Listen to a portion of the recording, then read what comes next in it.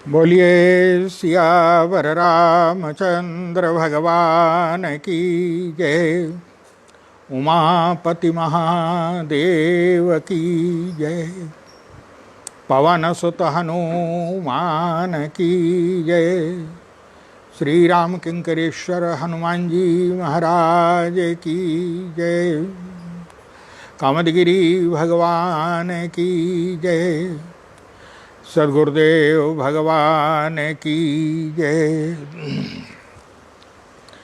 श्री राम जय जय राम। श्री राम जय जय राम। श्री राम जय जय राम। श्री राम जय जय राम।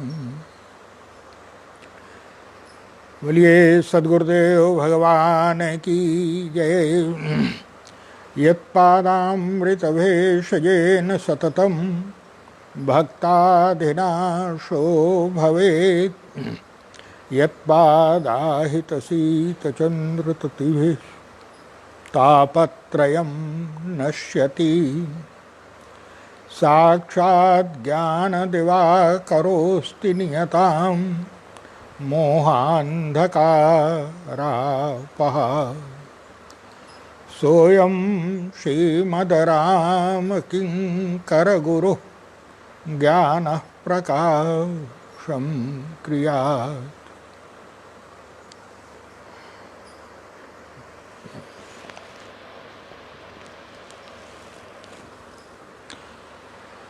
बोलिए सद्गुरुदेव भगवान की जय।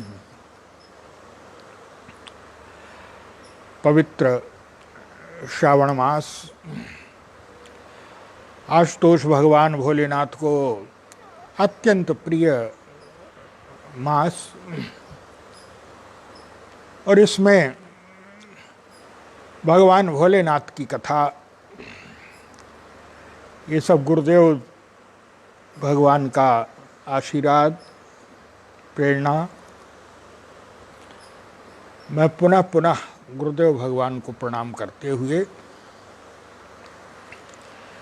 आइए कल जहाँ इस प्रवचन यात्रा को विश्राम दिया था, उसके आगे की यात्रा प्रारंभ करें। भगवान शंकर कैलाश पर्वत पर समाधि से बाहर आ चुके हैं, और समाधि से बाहर आकर के भगवान शंकर ने राम नाम का उच्चारण किया। राम नाम से विस्मरण लागे, जाना सती जगतपति जागे। जाकर के प्रणाम किया भगवती सती ने। भगवान शंकर ने बड़ी सुंदर रसीली कथाएं भगवती सती को सुनाई। सती ससोच जानी वृष केतु, और कही कथा सुंदर सुख हेतु। भगवान ने वो लगे कहन हरि कथा रसाला। बड़ी सुंदर कथाएं सुना रहे हैं भगवान शंकर। उसी समय एक नया दृश्य दिखाई पड़ा, और वो दृश्य था आकाश मार्ग से देवता लोग जा रहे हैं अपनी अपनी समूह और अपनी अपनी पत्नियों के साथ।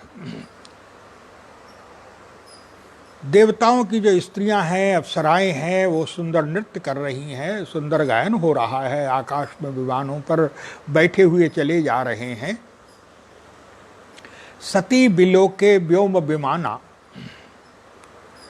आकाश में जिस समय जाते हुए देखा भगवती सती ने,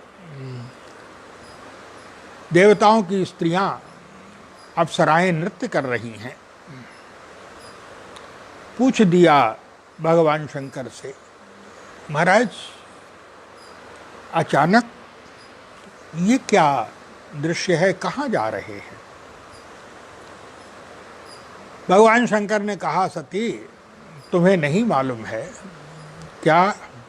बोले तुम्हारे पिता के घर में एक यज्ञ हो रहा है।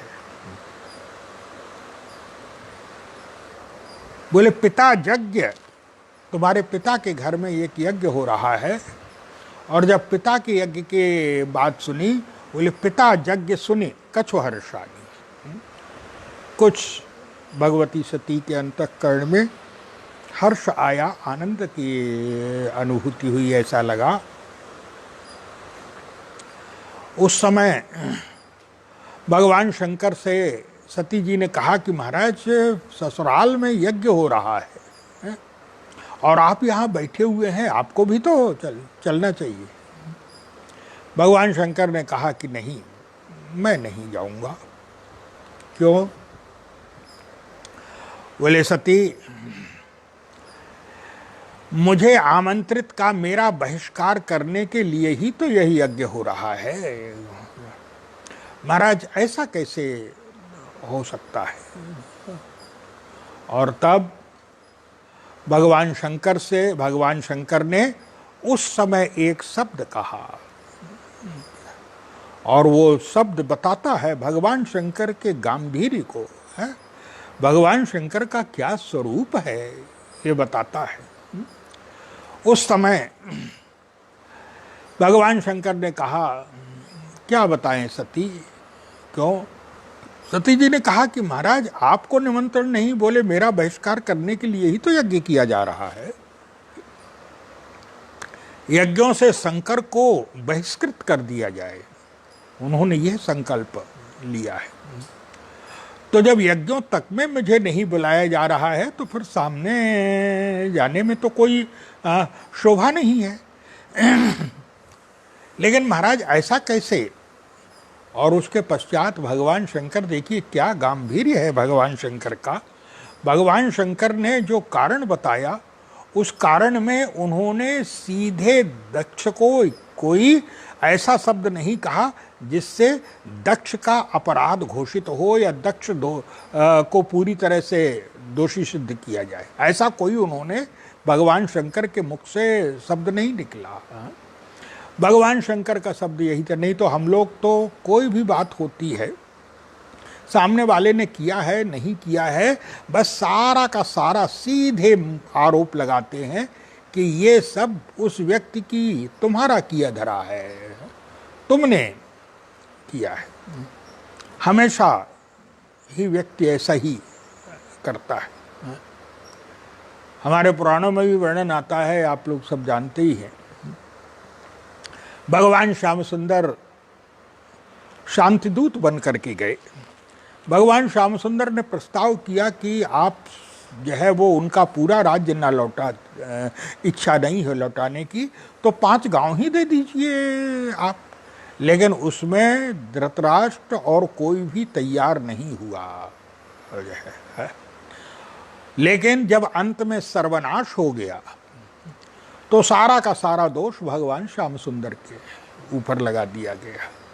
अरे वो तो प्रस्ताव लेकर के गए ही थे, लेकिन सारा का सारा अंत में आप लोग जानते ही हैं कि गांधारी ने शाप भी दे दिया भगवान श्याम सुंदर को।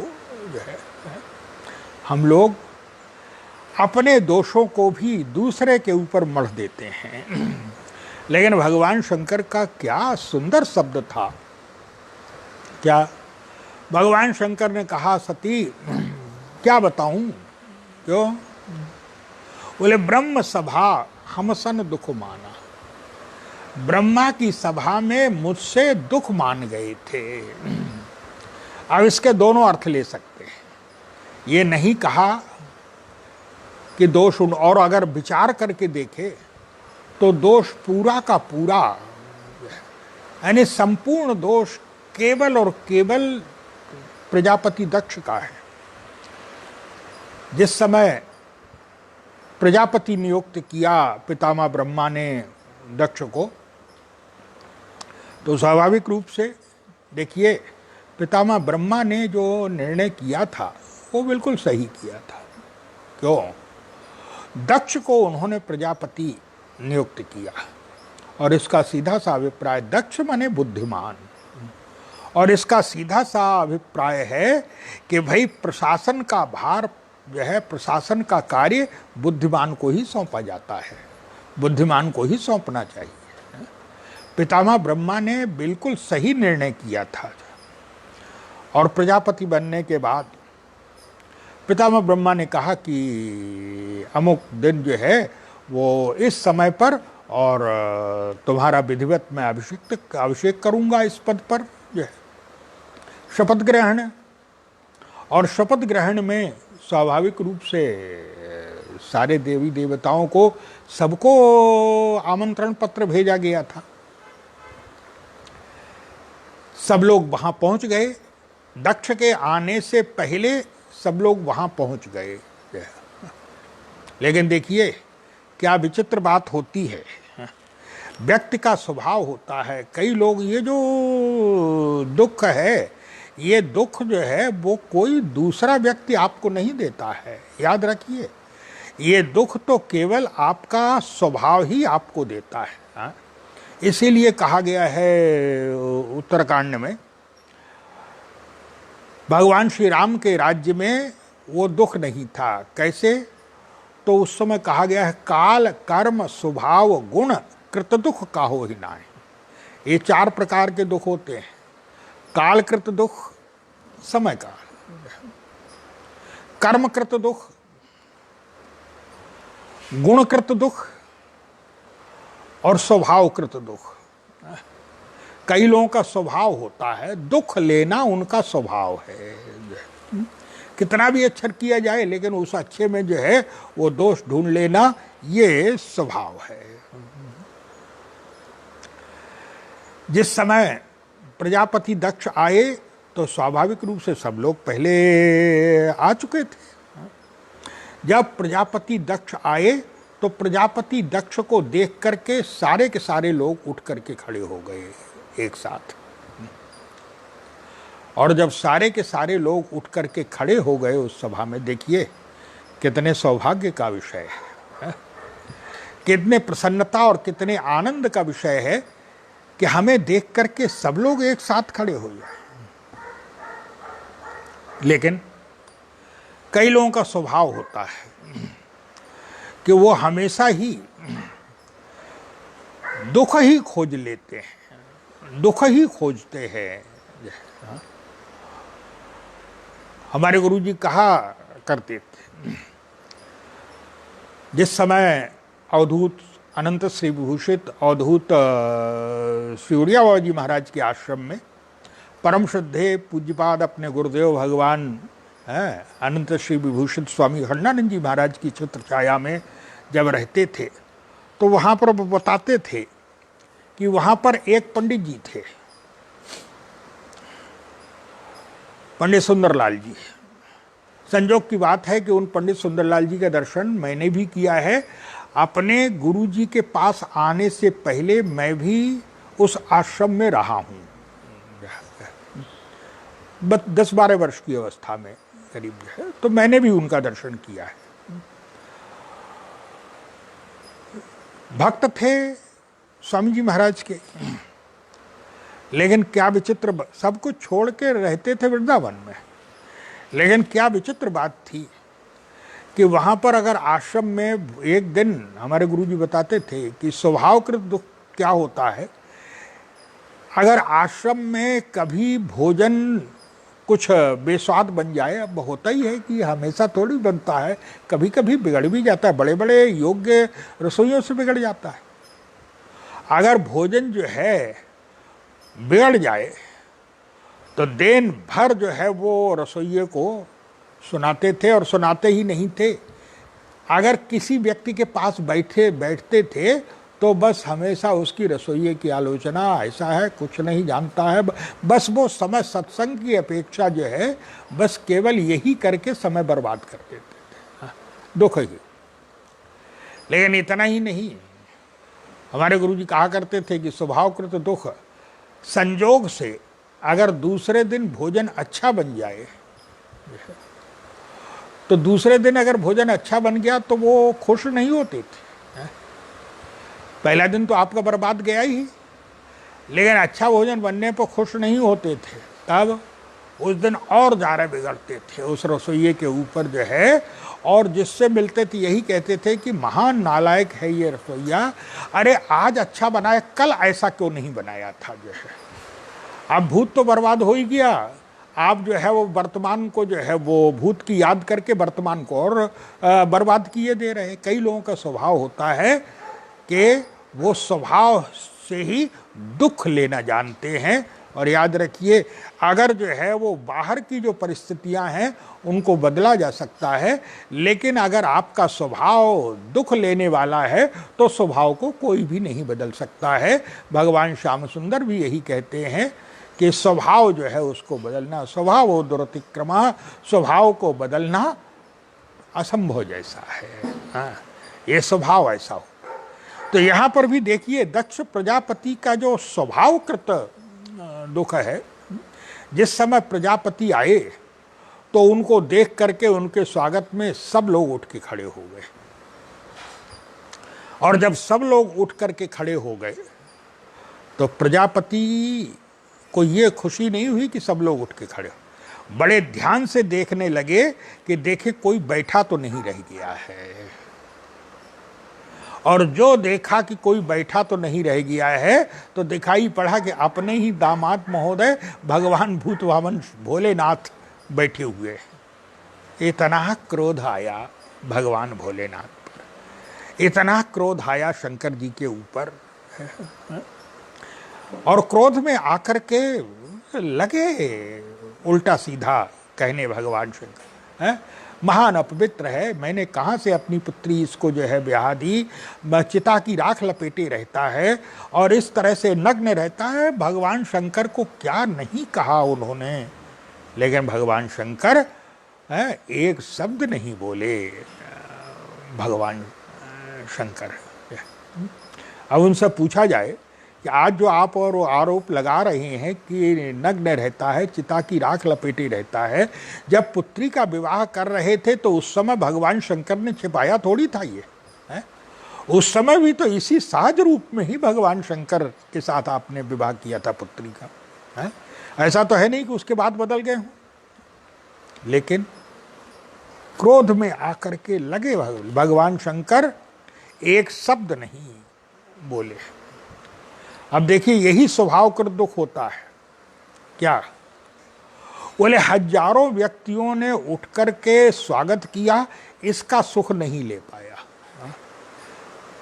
लेकिन एक व्यक्ति बैठा कैसे रह गया, बस सारा का सारा दुख जो है वो इसी में जो है वो उसने ले लिया। और याद रखिए ऐसे लोग जो है वो दुख दिया नहीं जाता है, ऐसे लोग, कुछ लोग ऐसे होते हैं जो स्वभाव से दुख खरीदते हैं जाकर के, दुख खोजते हैं जाकर के। हजारों लोगों ने स्वागत किया, उसका सुख नहीं ले पाए आप, है?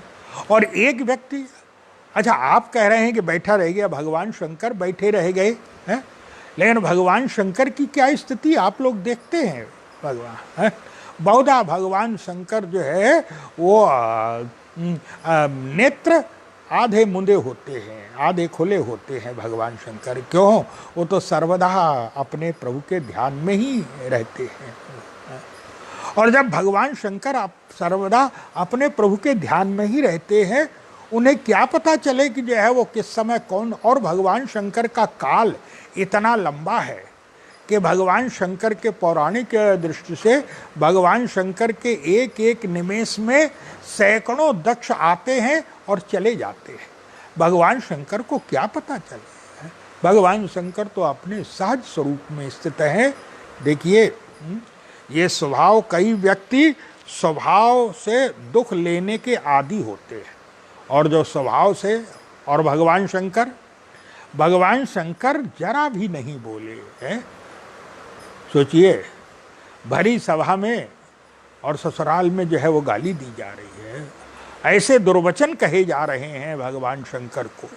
एक भगवान शंकर कहा जाता है कि शंकर जी तो नहीं बोले, लेकिन नंदी बोल पड़े, और नंदी ने इतने कटु शब्दों में फटकारा है दक्ष को, अरे कर्म जड़ तेरे जैसे व्यक्ति जो कर्म जड़ हैं, वो जो है वो क्या जाने कि शंकर क्या है? शंकरत्व को जो है क्या जान सकते हो तुम लोग? जो है तुम्हारे दक्ष प्रजापति को उस समय नंदी ने बहुत, फिर स्वाभाविक रूप से कुछ लोग प्रजापति के दक्ष के पक्षपाती और कुछ लोग भगवान शंकर के गण तो थे ही नंदी के साथ में। जब मामला ज़्यादा बढ़ने लगा तब भगवान शंकर ने अपने गणों और नंदी को साथ में लिया और उस सभा से बाहर चले गए। और शंकर जी ने गणों से यही कहा, नंदी से यही कहा कि वो कुछ भी कह रहे थे लेकिन तुम्हें ऐसा व्यवहार नहीं करना चाहिए। गणों ने कहा कि महाराज आपको गाली दे रहा था और हम लोग सुनते रहते हैं।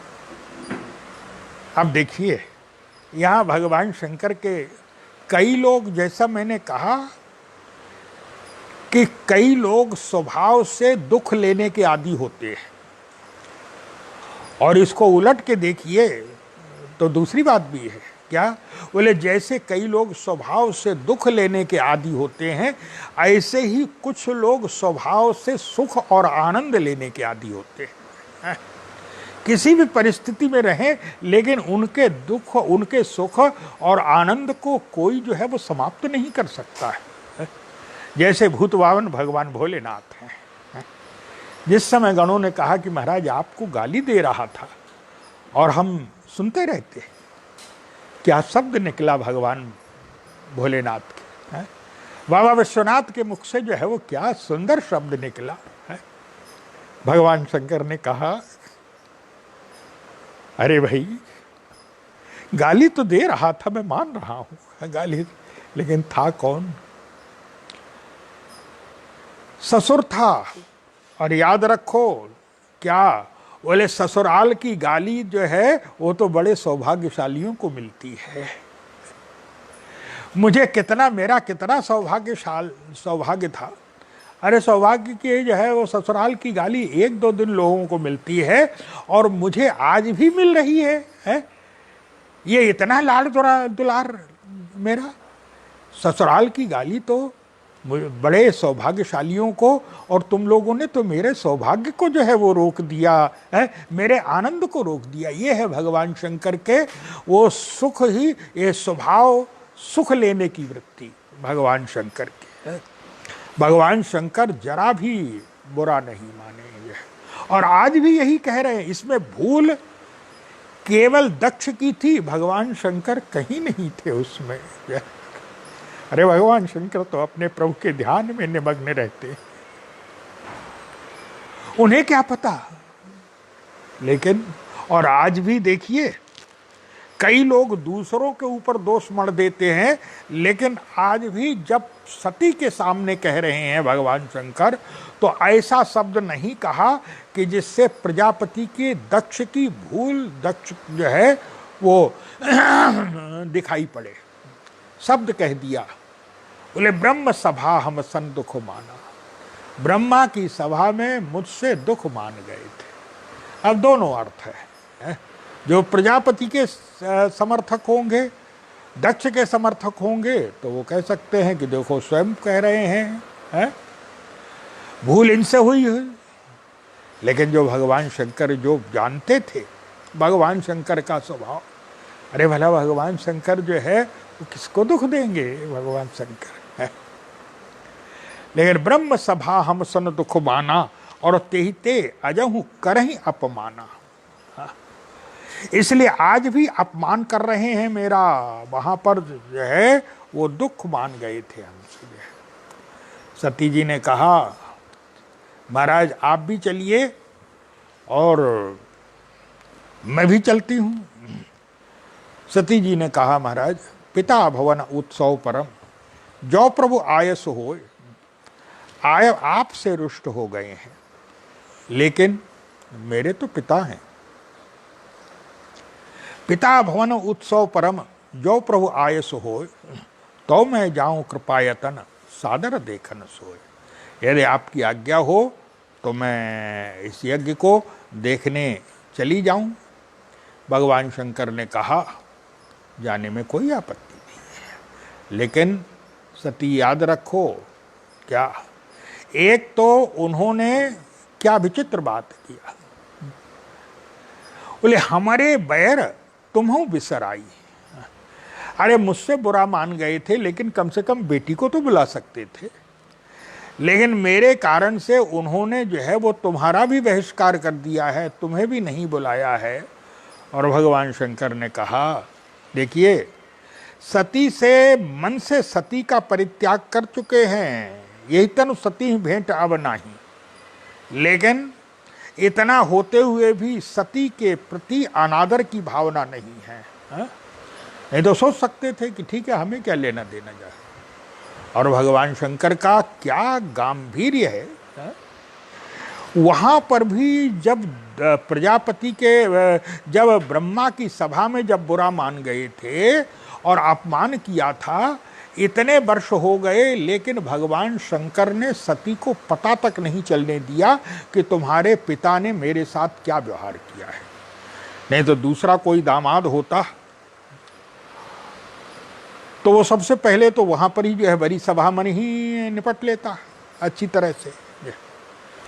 लेकिन और उसके बाद जब घर लौट करके आता तो सारा का सारा, सारी की सारी गुस्सा, झुंझलाहट जो है वो पत्नी के ऊपर उतार देता आकर के कि तुम्हारे पिता ने मेरे साथ ऐसा व्यवहार किया था।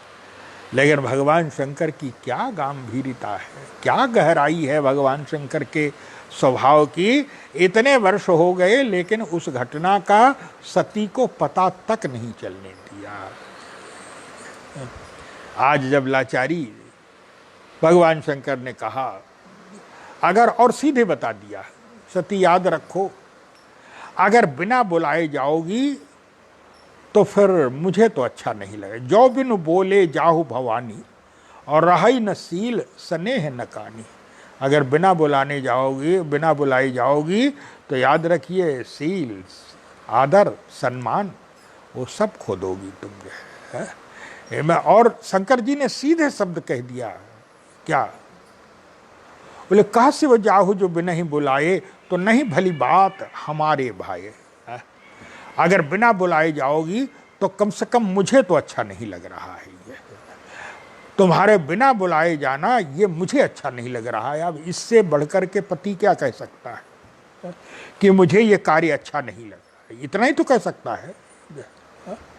सती जी ने कहा कि अरे महाराज पिता है तो पिता तो ठीक है, गुस्सा दिखाई ही देते हैं जो है, बच्चे भी गुस्सा दिखा देते हैं माँ बाप के ऊपर। पिता, भगवान शंकर ने कहा मैं जानता हूँ है।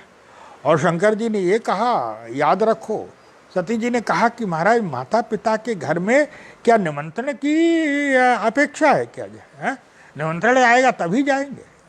लेकिन भगवान शंकर ने कहा कि ये तुम सही कह रही हो है।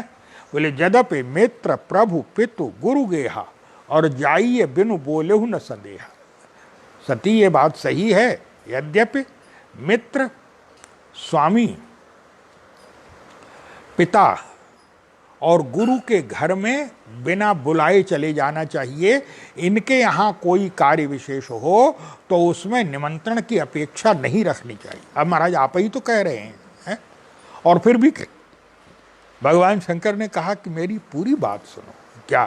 बोले इनके यहाँ बिना बुलाए चले जाना चाहिए, लेकिन अगर इनके यहाँ पर कोई हमारा विरोधी बैठा हो जो है